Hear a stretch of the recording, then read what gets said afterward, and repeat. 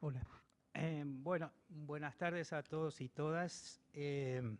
Agradecer primero a los organizadores por esta invitación y quería comentarles que esto parece que se mueve solo, pero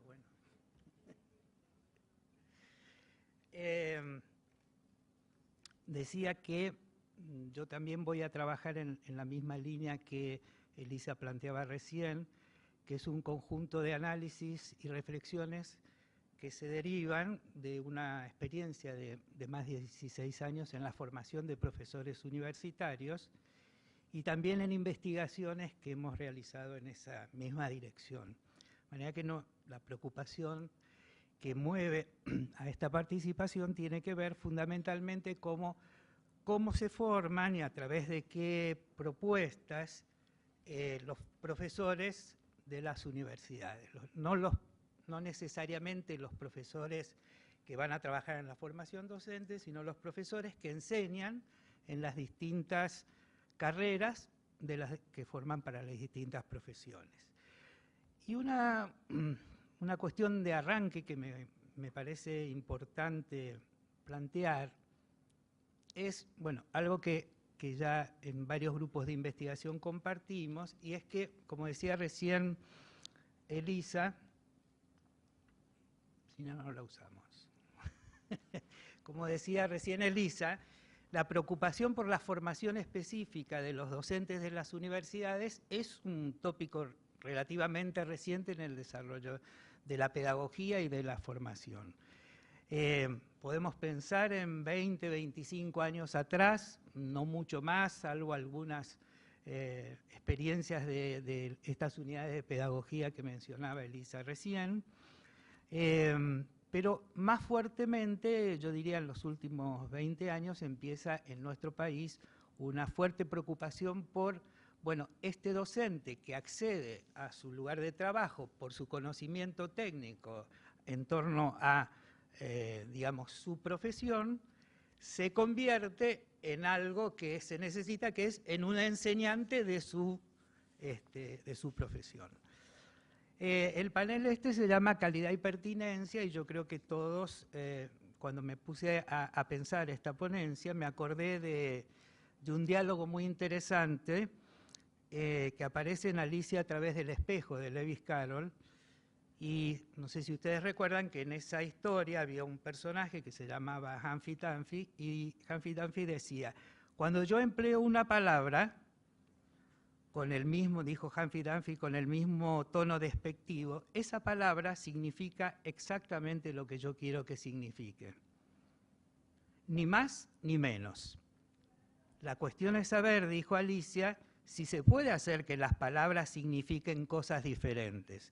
A lo que Humphrey Dunphy contestó, la cuestión es saber quién dará la norma y punto, ¿no?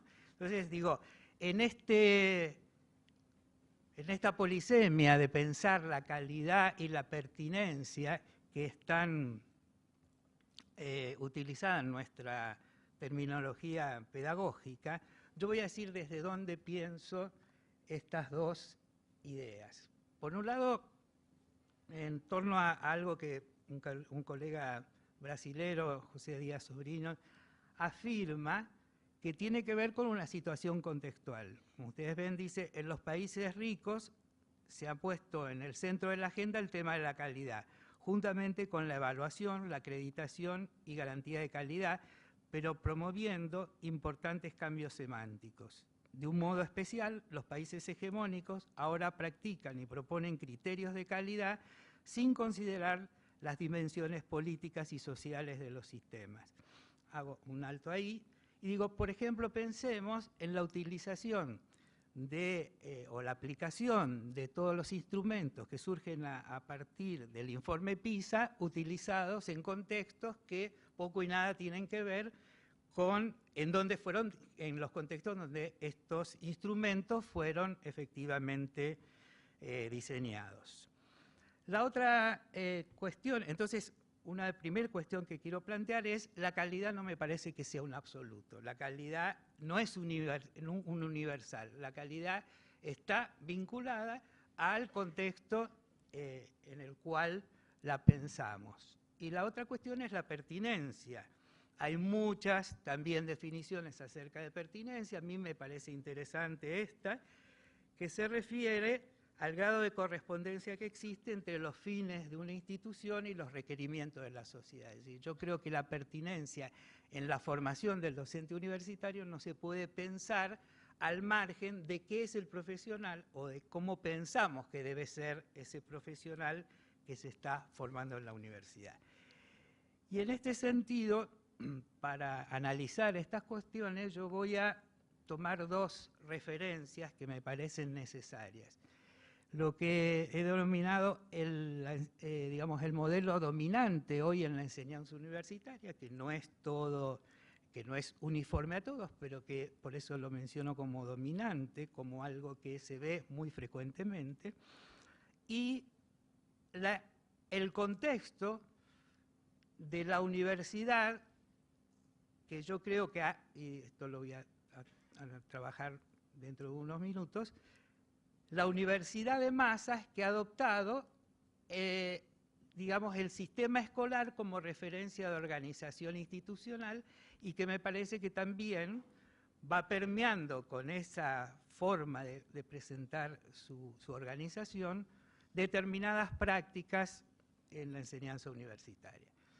En primer lugar, entonces, digo, considero que estos son rasgos distintivos de lo que doy a llamar el modelo dominante de la enseñanza. Primero, una enseñanza sustentada en la retórica, ¿no? Algo se habló aquí de esta cuestión. Es decir, ya a principios del siglo pasado, Dewey hablaba de la necesidad de aprender haciendo, de aprender por la experiencia, y sin embargo, buena parte de las clases que uno observa en la docencia universitaria son retóricas. Se enseña hablando lo que se debe hacer. Y esto también tiene bastante que ver con lo que el colega planteaba antes, que John piensa acerca de cómo es el principio de la racionalidad técnica. Y ya en los años 80, Paulo Freire decía respecto a la escuela, cuanto más analizamos las relaciones educador-educando dominantes en la escuela actual, más nos convencemos de que estas relaciones presentan un carácter especial y determinante. El ser relaciones de naturaleza narrativa, discursiva, disertadora, narración de contenidos que por ello mismo tienden a petificarse o a transformarse en algo inerme.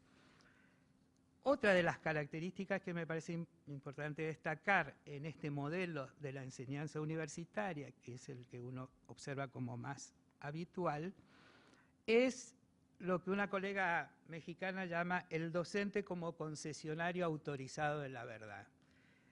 Ya hace un tiempo Michel Foucault decía que en realidad no existe la verdad, lo que existe es un régimen de verdad, que son las formas de verdad que se construyen en función de determinados contextos. Pero aparece en la docencia universitaria el docente en su oficio de ser el portador de la verdad, ¿no? Es el que le va a transmitir la verdad al estudiante.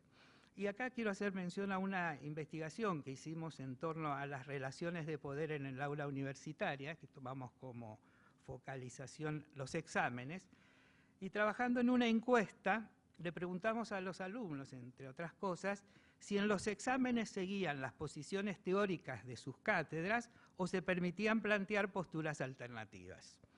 Un 81,5% optó por la estrategia de seguir la opción teórica de las cátedras y el resto se distribuía de otros modos.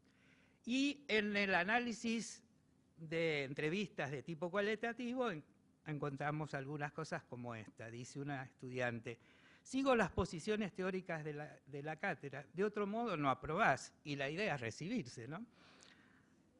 Otro dice: yo tengo una estrategia, con los profes que creen que se las saben todas y no aceptan debatir sus posturas, acato, o al menos hago que acato.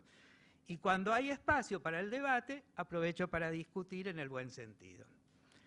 Y esto yo lo encuentro muy vinculado al siguiente rasgo de la enseñanza universitaria, que es lo que dio a llamar la insignificación de los conocimientos. Una autora chilena, Verónica Edwards, hace una diferenciación entre cuando los sujetos, cómo se relacionan con el conocimiento, y dice que los sujetos se pueden vincular con el conocimiento a través de relaciones de exterioridad o de interioridad. Las relaciones de interioridad son las que interpelan al sujeto en torno al contenido y a la temática que están trabajando. Las otras que se le imponen, que no tienen relaciones con su contexto, ni con su vida, ni con sus necesidades, el estudiante busca la manera de aprobarse, que generalmente, como esto está vinculado luego a lo que vamos a comentar, que es el sistema de evaluación, lo que hace es lo que Perrenú llama el oficio del alumno, que es, bueno, ¿qué tengo que hacer para aprobar? Entonces, no para comprender, sino que tengo que hacer para acreditar. Yo voy a dar un ejemplo que me parece muy claro, aunque corresponde a la escuela primaria inclusive, pero que relata Edwards en uno de sus trabajos. Dice que en un momento una maestra le dice les da a sus alumnos un problema de esos típicos: si tienen 10 bolsitas con 10 caramelos cada una, ¿cuántas bolsitas, cuántos caramelos hay? Y entonces uno de los niños le dice: maestra, ¿este problema es de sumar o de multiplicar? Y la maestra le contestó: es de multiplicar. Craso error, porque podía ser de sumar como de multiplicar. En realidad, la multiplicación no es otra cosa que una suma abreviada. ¿Qué podría haber generado? Entonces, la relación que él establece con el conocimiento es: yo tengo que saber cuál es la operación. No me preguntes, no tengo que comprender. Yo necesito saber cuál es mecánicamente la operación a realizar. ¿Es un problema multiplicar? Multiplico. ¿Es un problema sumar? Sumo.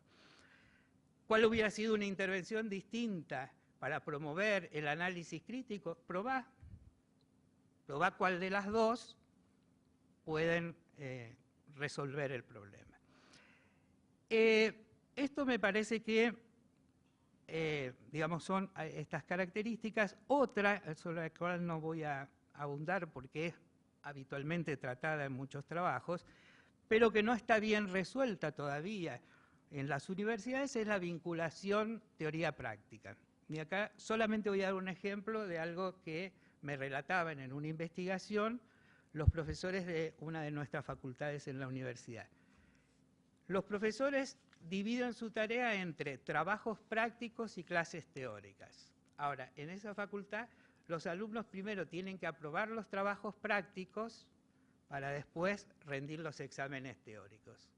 Ahora, mi pregunta es: ¿cómo pueden resolver los problemas prácticos sin teoría? Y los pueden resolver por algo que voy a abordar dentro de unos minutos, que es la fragmentación del conocimiento académico. La división del trabajo académico en asignaturas, en trabajos prácticos, en clases teóricas, hacen que cada una de estas cuestiones, que son necesarias para organizar un diseño curricular, se tornen unidades cerradas y autosuficientes.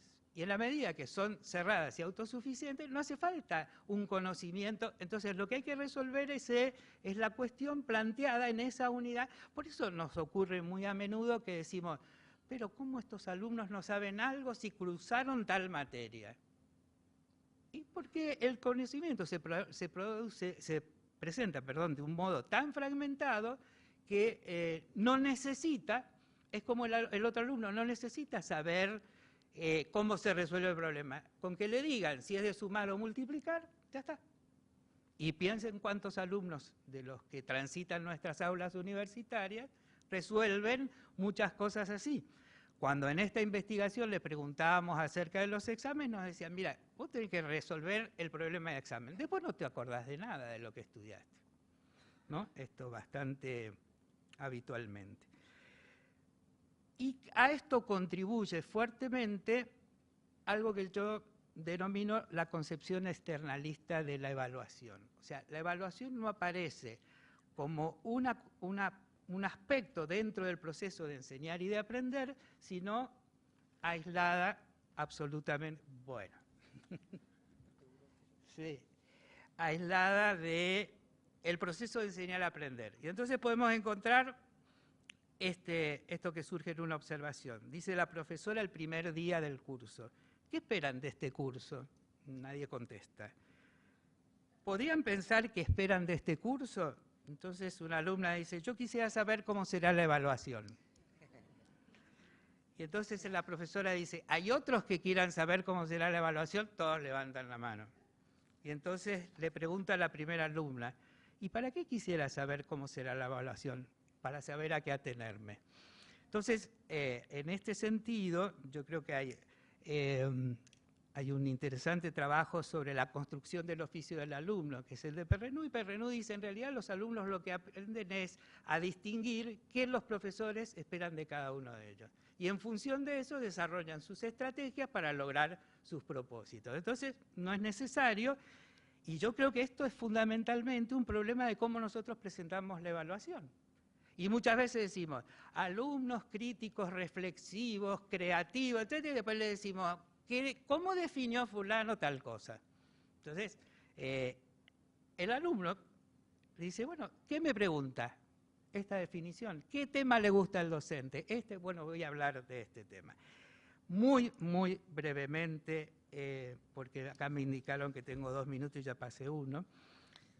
Quiero hablar de la otra cuestión, que es el contexto.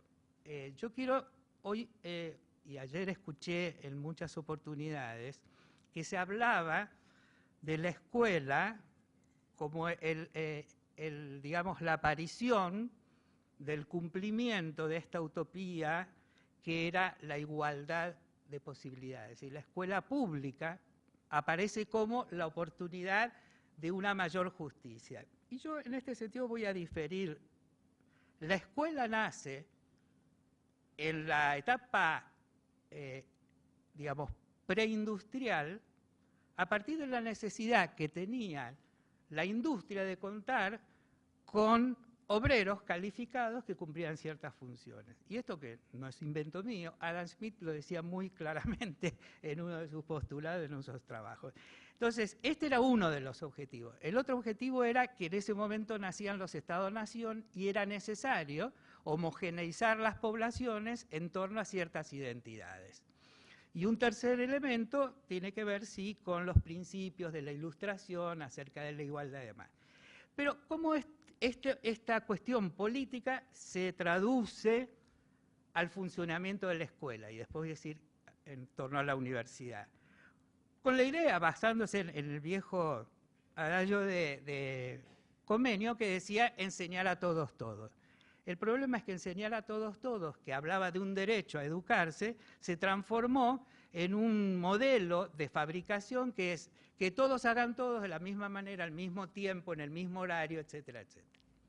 Entonces, el modelo que a mí me gusta denominar la pedagogía de la cinta de montaje es tomado de la revolución industrial, y las escuelas se convierten en fábricas. Y yo los invito a los colegas argentinos a leer como Sarmiento decía: lo mejor que le puede pasar a la escuela es ser una fábrica.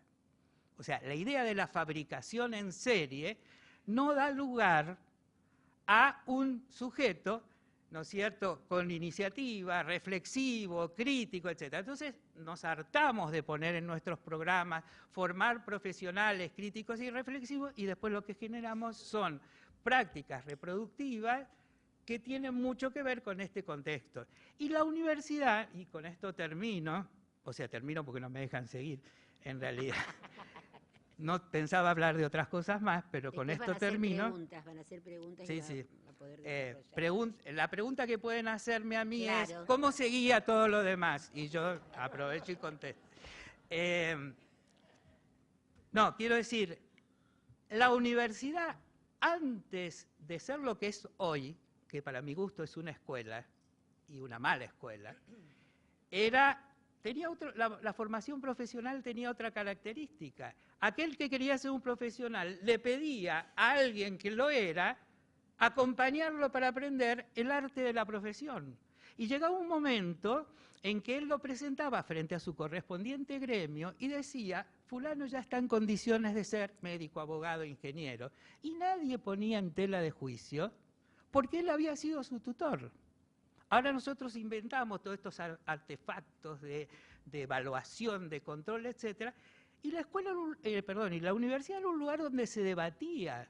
Y una defensa de tesis podía durar 2 días, porque había que discutir, y ese era el sentido de la universidad. Y la universidad, cuando se transforma en universidad de masas, adopta el modelo de la escuela.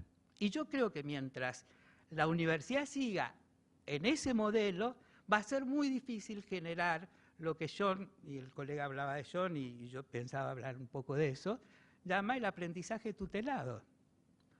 Es decir, el aprendizaje tutelado, aquel de la prehistoria de la universidad, es un modelo a tener en cuenta que puede contrarrestar este modelo que apunta a que nuestros estudiantes sean poco críticos, poco reflexivos, reproductivos, o que se acomoden, según el oficio, a lo que cada uno de nuestros colegas, incluidos nosotros, pretendemos de ellos. Bueno, nada más. Gracias.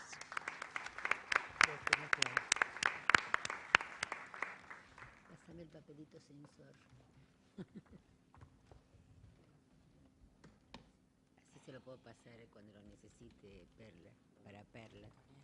Claro. Que no se pase solo. Y me parece que pausa, ¿no?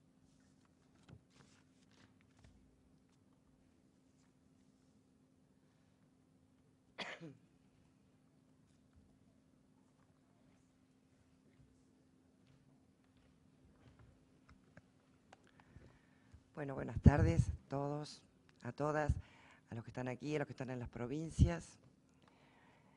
La verdad que resulta siempre difícil ser el último, ¿no?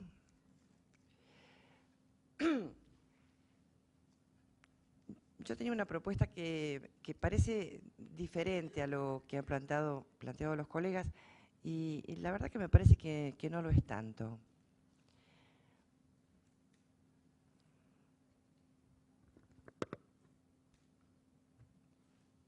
Pensaba empezar con esta frase de Fulan que dice: la educación del profesorado tiene el honor de ser al mismo tiempo el peor problema y la mejor solución de la educación. Una cuestión que nosotros venimos escuchando desde siempre.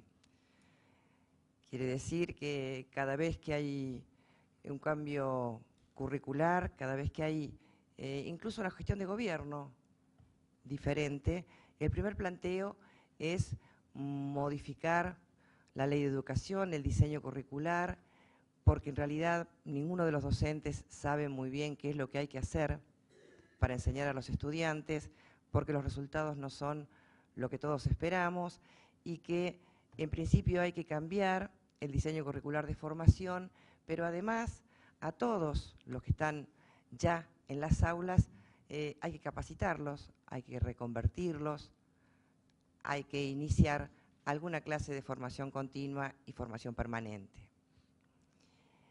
Y en estos días de congreso hemos escuchado muchos enfoques alrededor de lo que significa la formación permanente o de lo que se puede hacer a partir de la formación permanente. Me parece que el nombre del panel nos puede dar alguna idea.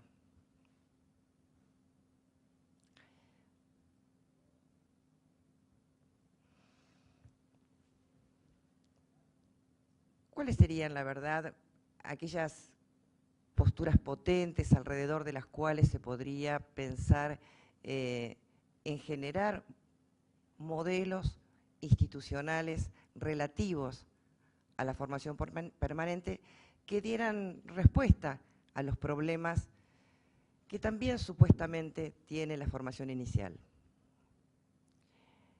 Cada vez les decía que se generaba la posibilidad o la propuesta de una modificación de diseño curricular, de una modificación del enfoque a partir de lo que estaban aprendiendo y por lo tanto enseñando los maestros y profesores.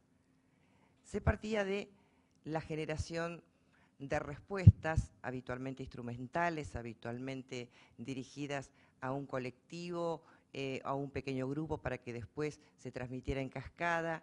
Y en cada una de esas situaciones el primer concepto no tomado en cuenta era justamente el factor humano, ese factor docente,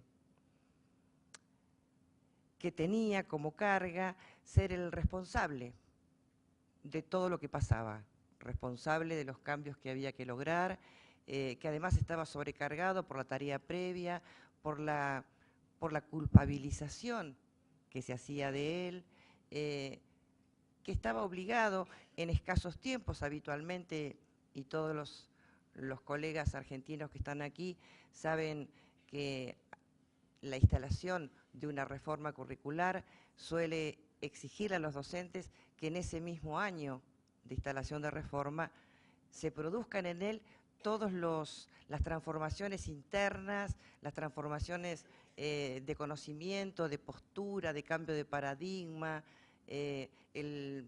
la apropiación de los contenidos, la apropiación de los textos de esos contenidos, y que eso produce también en los docentes ese sentido de no estar autorizados para enfrentar eso. La verdad que si no estaban autorizados a enfrentar lo anterior, ¿por qué iban a estar autorizados y en condiciones de enfrentar lo nuevo? Ese lugar de no saber que todos los panelistas se han referido, ese lugar de déficit que ponen a los docentes, que nos han puesto a los docentes de todos los niveles a lo largo de todo este tiempo. Y lo que es lo mismo, ese predominio de, bueno, para modificar esto que hay que cambiar, esto que los docentes no saben, hagamos esto instrumental, único, para todos, como se pueda, generalmente bajo el imperativo de instalar lo que había que instalar a partir de ese cambio de postura teórica, de paradigma, de idea y de lógica política.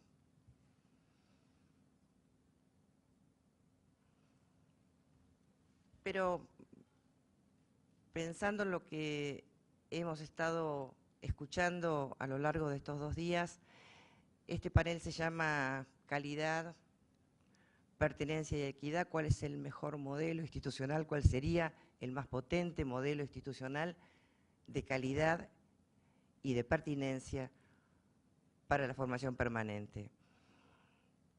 Y acá, la verdad que creo que todos o la mayoría de los colegas tratamos de no meternos a tratar de identificar o de definir el concepto de calidad, pero sí me parece que habría que trabajar con el de pertinencia, que se asocia con el concepto de equidad. Nosotros decimos genéricamente, y ahí me parece que podemos estar de acuerdo, que una propuesta formativa es de calidad cuando es adecuada metodológicamente, cuando es adecuada académicamente y cuando tiene una perspectiva político-pedagógica clara. Y que las condiciones de pertinencia tienen que ver con la demanda del sistema, con lo que se espera que se conseguir ese sistema a partir de sus necesidades, vacancias y problemas, lo que espera conseguir con esa formación en ese universo de docentes, habitualmente separados por nivel, docentes de inicial, de primaria, de secundaria, de las modalidades. Pero también debe ser considerada la posibilidad de que esa pertinencia tenga un punto realmente central en la necesidad, la preocupación, los intereses, la edad, la biografía y lo que haya transitado ese docente en particular. También muchos de los que estamos aquí hemos recorrido instancias de formación que no tenían que ver con ninguna de estas cosas, por lo menos las individuales, las personales. Es muy difícil que una propuesta, una única propuesta, responda a ese interés subjetivo de cada uno de los docentes, excepto que cumpla con alguna otra condición de la que después vamos a hablar. Y yo agregué aquí una condición de equidad que tiene que ver con que la propuesta, especialmente la propuesta de la que yo estoy intentando contar, que tiene que ver con ese componente de política de Estado, una propuesta que atraviese todas las necesidades, todas estas necesidades de las que hablaba de los sujetos docentes, que atraviese también todas las metas y objetivos que se propone ese Estado, que ha estado analizando cuáles eran las demandas del sistema educativo, pero que además va a estar dirigido a un universo absolutamente distinto, no solo por los niveles, no solo por las edades, no solo por las biografías, no solo por las posturas, y trabajar en un proyecto de formación permanente que atienda a ese colectivo con todos sus desafíos y su práctica específica, tiene que tener también un componente de equidad. Tiene que generar en todos, en cada uno de ellos, por lo menos la necesidad y la idea de necesidad para esta formación.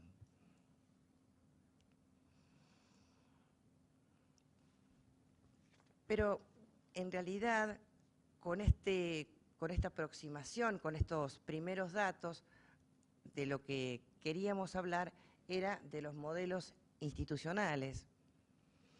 Modelos que, vuelvo a reiterar, tienen que ver con una forma de pensar una estructura estatal, una estructura de gestión política que pueda poner en funcionamiento una formación permanente, tal como describió Verónica en su conferencia, en el panel de ayer Walter Wallach, un programa que tenga como objetivo a 3 años formación permanente que aluda a metas, objetivos y propósitos de todos los niveles. No es que tenga la intención ni de ser inaugural ni de resolver todos los problemas, pero sí tiene la intención de focalizar sobre problemas que han sido detectados por todos o casi todos, aquellos actores intervinientes, actores políticos, actores pedagógicos, actores académicos. Los modelos institucionales donde puede instalarse un formato como el que les estoy contando tienen que ver con un montón de tensiones. Una tensión entre el presente, lo que está pasando ahora, y lo que se espera, marcado generalmente por normas mayores, como la ley. Entre el mercado del trabajo, es decir, aquello que está en este momento siendo formado y lo que vamos a necesitar, lo urgente y lo estratégico, también aquí atravesado por líneas políticas muy claras. Las señales más cercanas a los problemas de índole educativo y las más cercanas a las de tipo sociolaboral, es decir, lo que está formado. No es posible. No es posible. No es posible.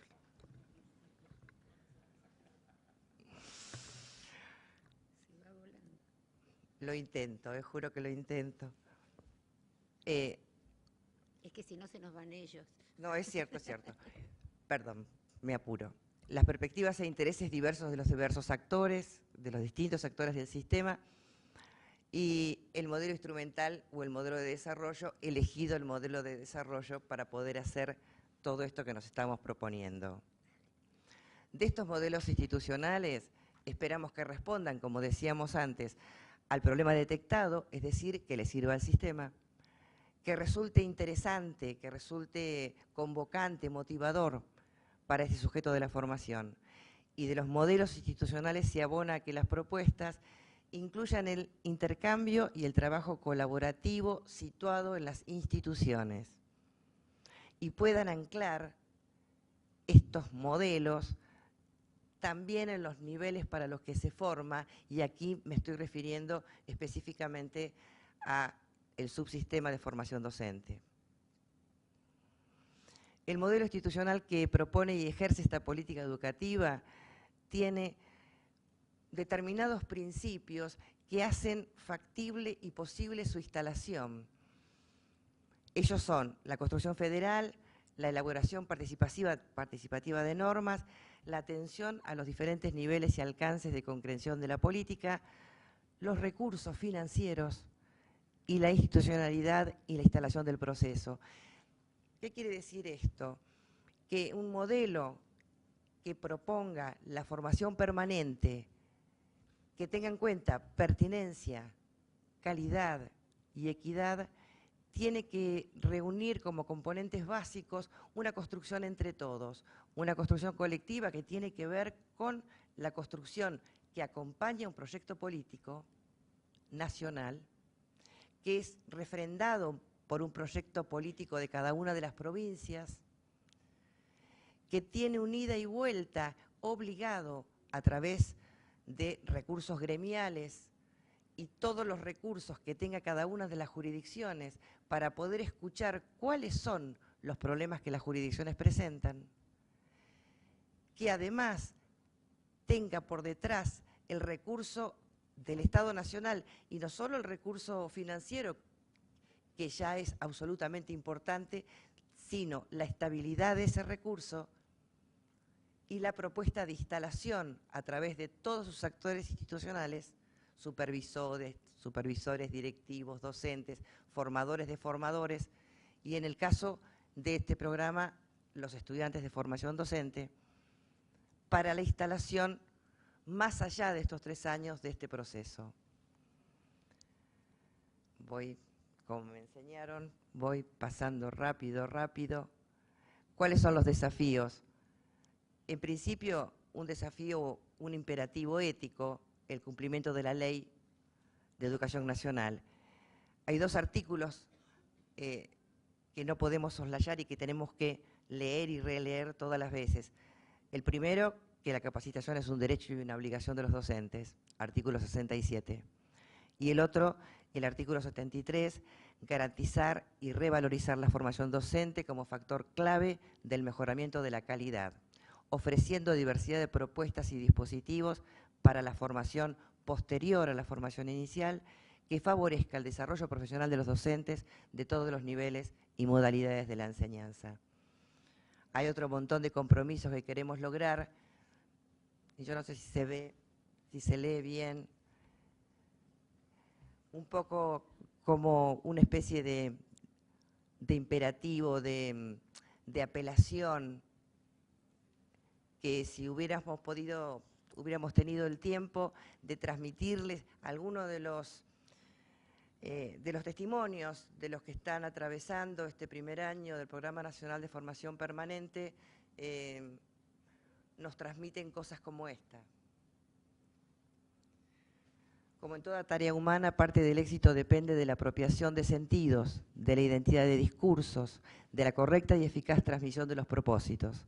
Más allá de las experiencias profesionales, de la mirada experta de cada uno y de los acuerdos metodológicos a los que se arribe en relación a la tarea pedagógica, es en este contenido más emocional y apelativo donde se juega la construcción de una mística alrededor de la formación permanente como derecho de los docentes, obligación del Estado y aspiración de toda una comunidad. Muchas gracias. Bueno, muchas gracias. Cristian. Bien, abrimos el espacio para preguntas. No sé, Gustavo, si tenemos algunas preguntas del interior. ¿Sí? Si tenemos algunas preguntas, tenemos ahí una compañera en la sala que las puede recoger. Voy a tomarlas del interior. Aprovecho para mencionar que hoy 2 colegas de la Universidad Pedagógica estuvieron en la sede de Tucumán y la sede de San Juan compartiendo una actividad en el mismo momento que nosotros estábamos en el espacio de comunicaciones. Han mandado muchas imágenes, como en la mañana temprano les pedimos, así que nos están siguiendo con mucha atención. Les mandamos un saludo especial desde aquí.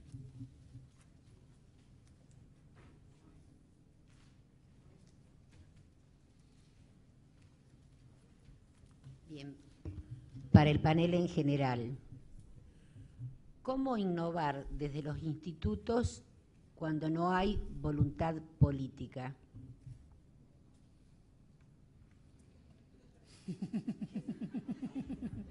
Tienen 20 segundos cada uno. Otra pregunta. ¿Qué lugar le asigna al conocimiento e investigaciones desarrolladas desde el interior del país? También para el panel. ¿Qué lugar le asignan al conocimiento y a las investigaciones desarrolladas desde el interior del país? ¿Dónde está? ¿Contestás? ¿Cómo innovar desde los institutos cuando no hay voluntad política? Vos estás liberado. No, una es de San Juan y la otra es de Tucumán. Yo quisiera preguntar... Sí.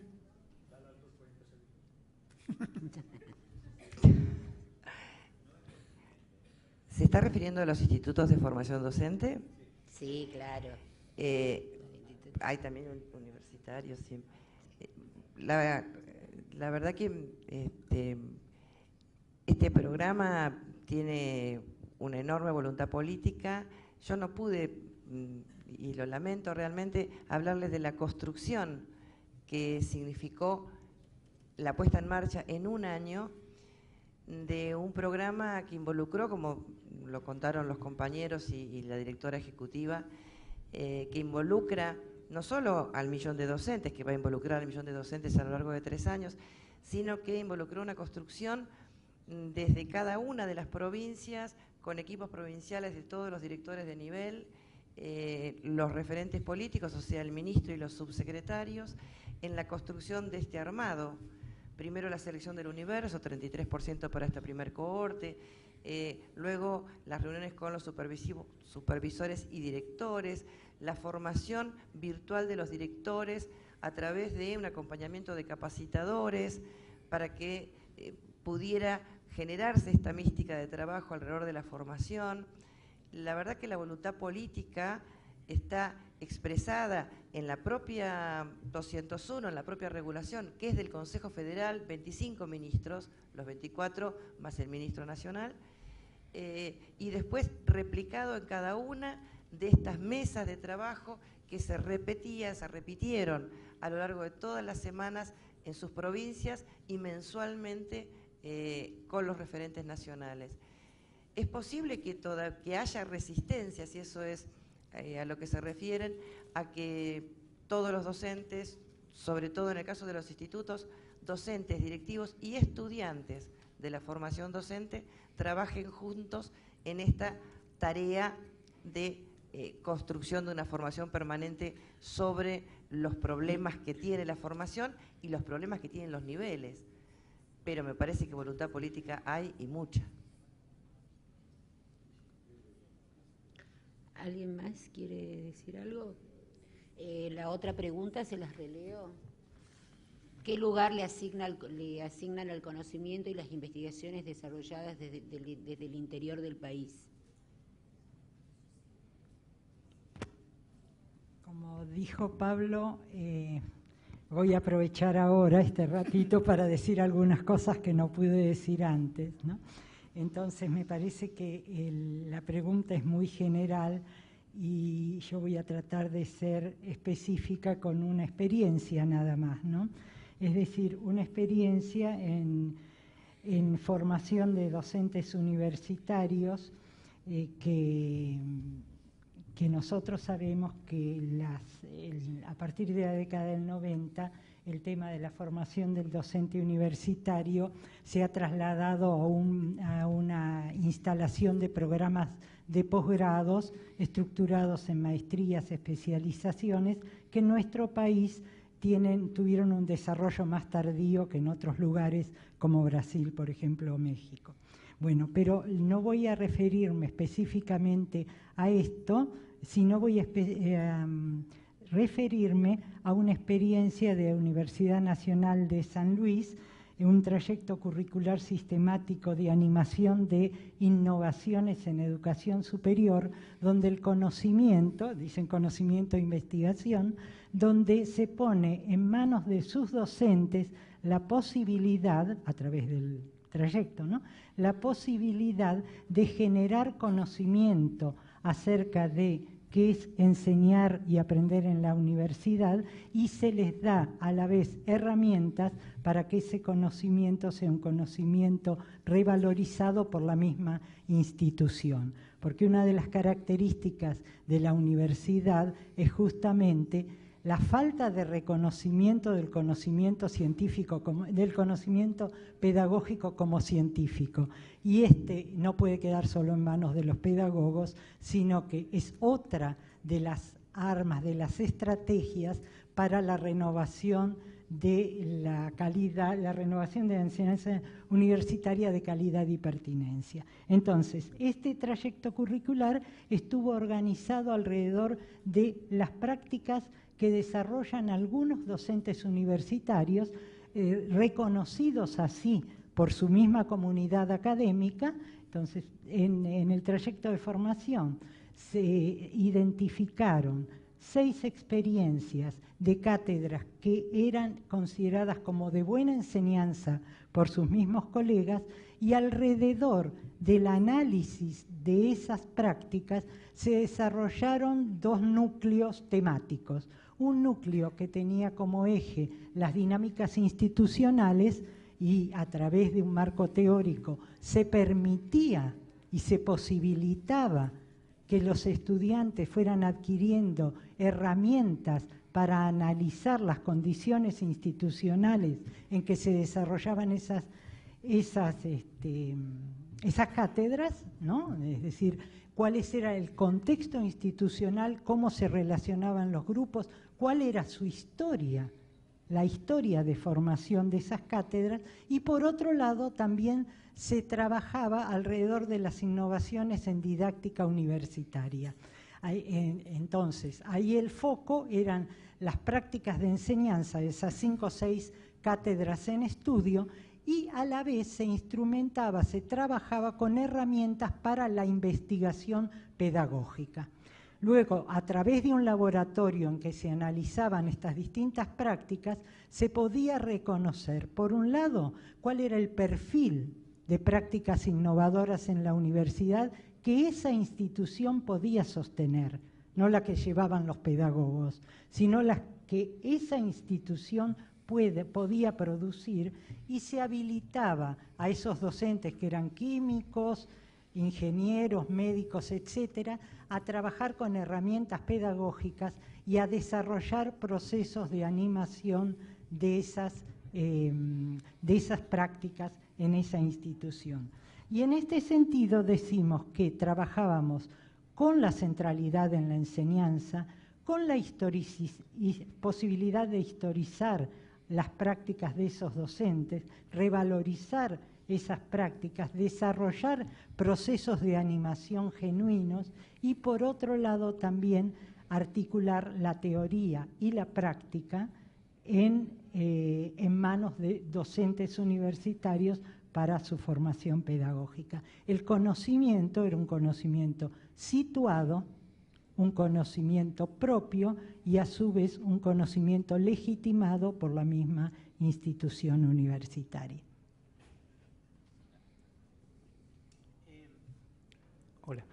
Sí, bueno, yo no puedo hablar de la receptividad de las investigaciones del interior porque soy del interior. Lo que sí puedo decir es que he tenido la suerte de recorrer varias universidades que están trabajando en el tema de la formación docente, y si bien algunas son de aquí de la ciudad de Buenos Aires, otras no, y hay trabajos realmente muy interesantes, muy valiosos, con alto nivel de productividad. Y comentarles también que a partir de esta tarea dispersa en el país, nosotros hace unos años conformamos una red de posgrados en educación superior cuyo objetivo es precisamente hacer circular estas producciones. Tiene una revista, hacemos encuentros periódicamente, etcétera, y bueno, ahí no se le pregunta a nadie si es del interior o no es del interior. Y finalmente, yo creo que acá hay una cuestión en torno a cómo nos posicionamos y nos miramos quienes no estamos en los lugares más habitualmente, digo, para los colegas de otros países, nosotros quienes vivimos en el interior tenemos un dicho que es Dios está en todas partes, pero atiende en Buenos Aires. Y bueno, un poco con esta idea, yo creo que hay que atreverse, que hay que vincularse. Hoy las vinculaciones son mucho más fáciles a través de las redes, etcétera. Y contarles simplemente un ejemplo. Nosotros estamos terminando una investigación sobre biografías de profesores universitarios considerados críticos y reflexivos, y es una investigación, un estudio comparativo que estamos haciendo entre la Universidad Nacional de Misiones y la Universidad de Málaga en España.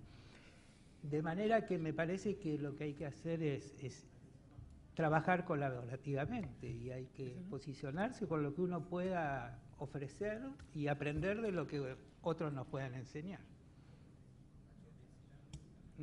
Sí.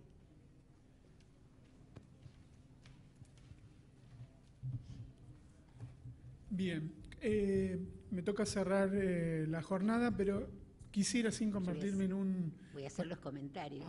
Adelante, entonces. Se ha cortado por la pregunta. Bueno, a mí me da, tengo la sensación que quizás por la escasez del tiempo que hemos dispuesto, hemos hecho como una sobrevolada sobre la temática y nos podemos plantear una serie de preguntas, pero también ciertos hilos conductores que pueden vertebrar las distintas intervenciones. En primer lugar, desde el planteo de José Luis Medina, que arranca con de qué características debe ser el conocimiento que se requiere para formar un docente. En realidad, esta es la pregunta que estaba atravesando más que el modelo institucional, después se fue perfilando más en los modelos institucionales que estuvieron atravesando las distintas intervenciones. Mi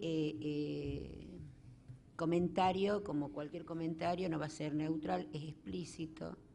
Yo trabajo con ellos y me siento acompañada por muchos colegas que están acá. Nosotros compartimos estas posiciones de volver a poner la virtud en el conocimiento práctico, en esto que planteaba también Pablo claramente. Con esto se enseña hablando lo que se debe hacer, ¿no? Uno está preocupado porque a dónde se modeliza, ¿qué es esto de qué ha pasado con la modelización de los procesos de enseñanza, ¿no? Después de todos criticamos, no enseña mal entonces, ¿quién modeliza? Por eso esa intervención de la pregunta, ¿no? Recuperando esta cuestión de la posibilidad de un profe. Yo me pregunto, y entonces, frente al planteo que hacía José Luis, ¿cuáles son los modelos institucionales que debe tener un profesorado para que sea posible ese tipo de intervención que generen posibilidades de esa exploración que hubo allí? ¿Cómo debe estar, qué pasa con la organización del tiempo? ¿Cómo deben ser formados esos profesores para que sea posible esa pregunta? ¿Cómo deben ser los concursos, ¿no? Porque que eso entra bien de lleno, digamos, en el modelo institucional. ¿Qué parte juega, digamos, en los contenidos de los concursos? Porque pensaba, mientras los iba escuchando, para nosotros los concursos son así como la transparencia, la democratización del sistema, etcétera, y todo lo demás, ¿no? Ahora digo, ¿en qué instancia del concurso, cómo están modelizados estos concursos para poder evaluar que alguien, digamos, tiene estas cosas del oficio que estuvimos reivindicando, digamos, en esta mesa, que a mí es lo que me parece, digamos, como una cosa central? La otra cosa central es que cuando Elisa Lucarelli hace una perspectiva histórica de esta preocupación por esta deuda real que tiene la universidad con respecto a la formación de sus propios docentes, ¿no? Y con estas características peculiares. Porque también es cierto, y con esto me parece a mí que tienen que ver con las preguntas del interior, y acá lo voy a vincular con lo de Perla, no podemos pensar ninguna cuestión de criterios de calidad y de pertinencia por fuera de una perspectiva histórica, la que fuera, en cualquier nivel del sistema, es decir, por fuera de un contexto y por fuera de una política. Las preguntas que provienen del interior del país no son casuales, porque hablan, en definitiva, de qué ocurre, digamos, con nuestras viejas antinomias y cómo jugamos o no el federalismo en las políticas de Estado y en este sentido en los modelos institucionales que se regulan desde distintos lugares. Entonces, a mí me parece, digamos, que yo tengo una pregunta para vos, Pablo, te lo voy a dejar así después, pues decía, que lo había anotado acá particularmente, cuando empezaste a hablar de que nosotros inventamos los artefactos, la cosa esta de la fábrica, de la estandarización, etcétera, ¿no? El sentido de la universidad era el debate. Mi pregunta ¿es posible que podamos pensar una universidad de masas con debate?